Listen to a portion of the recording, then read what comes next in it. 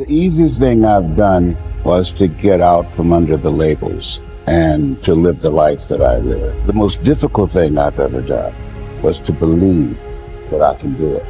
When you don't know what's impacting you and it's something that's holding you down and you're not aware of it, you live in a dominant culture that is designed to destroy your sense of self and your belief in yourself, and you have to learn ways in which you can begin to connect with this power that you have within yourself to handle where you are. The key is to be constantly in a perpetual process of discovering the truth of who you are and fighting constantly to look for ways in which you can escape the inner conversation. Now it's the mental game. And that's where people get lost in life, get lost in that next level. You must get your fucking self out of the fucking sewer. No one's coming in the fucking sewer to get you. It's dark, it's nasty, there's rats down there. It's your brain. You are the only person that can pull yourself out. The easiest thing in the world to do is to complain. The easiest thing in the world to do is to be negative. It takes work to have a perspective that see things on the right side of the coin. You gotta fight for that. It takes work to show up every single day, and when things are not playing in our favor, to say, you know what, man, I'm gonna still show up and I'm gonna give everything I got to it because I value what I'm a part of. It takes work to have the right perspective. Turn off things that can contribute to your fear. Turn a deaf ear to people that all they can do is talk about how negative things are because they have bought into the consciousness of the world. Start attending workshops, seminars, listening to tapes on a daily basis to begin to recondition your mind, to retrain your thinking. Faith comes by hearing and hearing and hearing. Listen to things that can empower you, that can enable you to create a new reality for yourself and a new life for yourself. Develop the interior core where it doesn't matter if people call you crazy. One of the things limiting you from your income, your impact, a world-class life. You care too much about what people think about you. Everyone has an opinion. Why let the opinions of other people deny you from a life that will make history? If you are distressed by anything external, the pain is not due to the thing itself, but to your estimate of it. And this you have the power to revoke at any moment. To Epictetus, all external events are determined by fate and are thus beyond our control, but we can accept whatever happens calmly and dispassionately. Individuals, however, are responsible for their own actions, which they can examine and control through rigorous self-discipline. Suffering arises from trying to control what is uncontrollable or from neglecting what is within our power. As part of the universal city that is the universe, human beings have a duty of care to all fellow humans. The person who followed these precepts would achieve happiness. If you choose, you are free. If you choose, you need blame no man, accuse no man. All things will be at once according to your mind and according to the mind of God. Richard Wright said it best. He said, the impulse to dream has slowly been beaten out of me through the experiences of life. So when you live in a culture that is designed to destroy your sense of self, where you are marginalized, where you have a feeling of being hopeless and powerless, and you're terrorized. I remember going downtown with my mother, and I saw a water fountain. I think I was about 5 years old, and I ran and I drank from the water fountain. All of a sudden, she grabbed me by the neck and said, "Don't you ever do that again," and started punching me in the back of my head and my face, and got me down on the ground. Was punching me relentlessly. And I said, "Mama, please, it's me, Mama, it's me," with this crazed look in her eyes.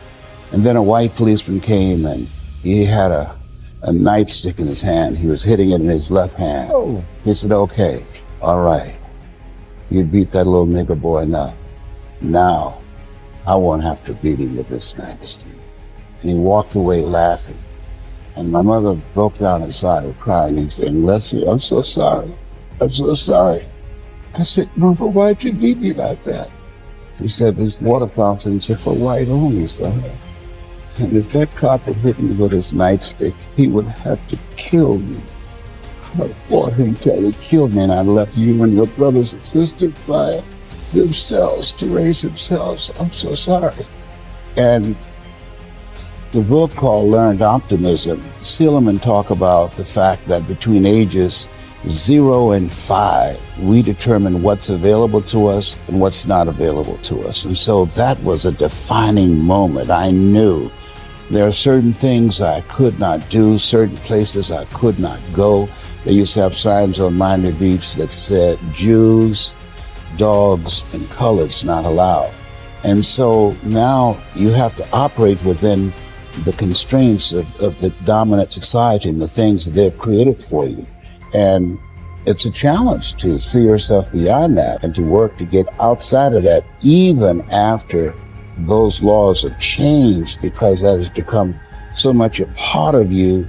You unconsciously operate within the parameters of what has been put in place. Like you're driving on the expressway, the 405, and you'll get off on an exit that you weren't going in that direction, but you unconsciously did it because you've done it so many times that many people, because they're not making a conscious, deliberate, determined effort to think outside of what life has thrown at them, they end up doing the same thing over and over and over again. Einstein said that thinking that has brought me this far has created some problems that this thinking can't solve.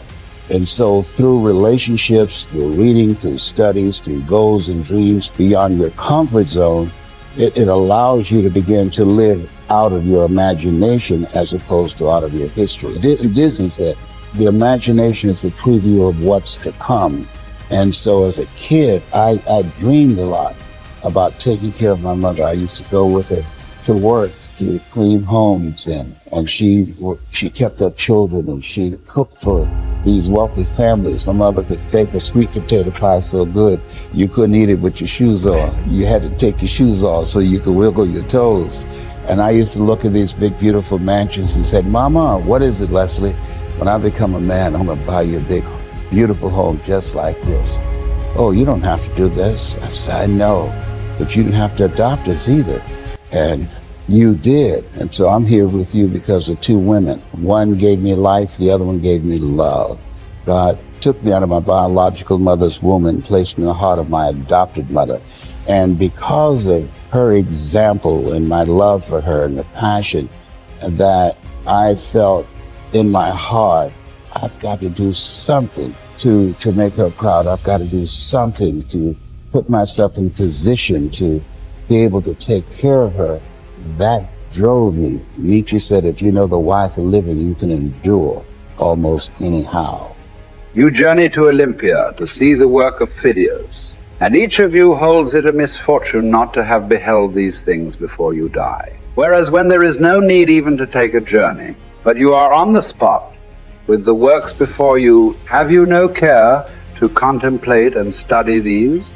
Will you not then perceive either who you are, or unto what end you were born, or for what purpose the power of contemplation has been bestowed on you? Well, but in life there are some things disagreeable and hard to bear. And are there none at Olympia? Are you not scorched by the heat? Are you not cramped for room? Have you not to bathe with discomfort? Are you not drenched when it rains? Have you not to endure the clamor and shouting and such annoyances as these? Well, I suppose you set all this over against the splendor of the spectacle, and bear it patiently. What then? Have you not received greatness of heart, received courage, received fortitude? What care I, if I am great of heart, for aught that can come to pass? What shall cast me down or disturb me? What shall seem painful? Shall I not use the power to the end for which I received it, instead of moaning and wailing over what comes to pass?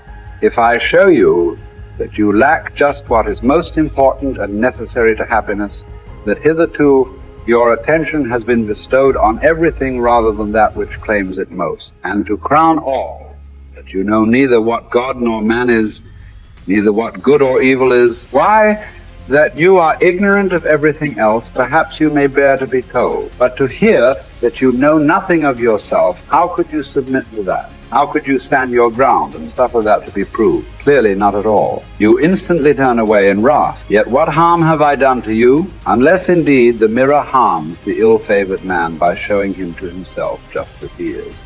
unless the physician can be thought to insult his patient when he tells him, "Friend, do you suppose there is nothing wrong with you? Why, you have a fever, eat nothing today, and drink only water." Yet no one says, "What an insufferable insult." Whereas if you say to a man, "Your desires are inflamed, your instincts of rejection are weak and low, your aims are inconsistent, your impulses are not in harmony with nature, your opinions are rash and false," he forthwith goes away and complains that you have